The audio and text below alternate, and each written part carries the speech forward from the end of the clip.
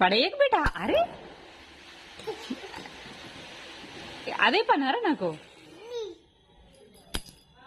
ఈశ్వరా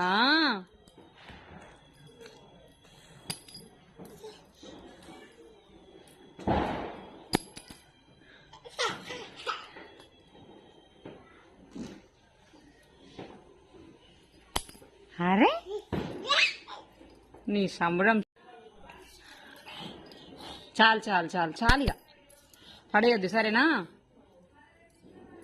అరే చెప్తినట్టుడు కాదురా నువ్వు, మీ అయ్య కంటే మించిన బంటున్నట్టున్నావు.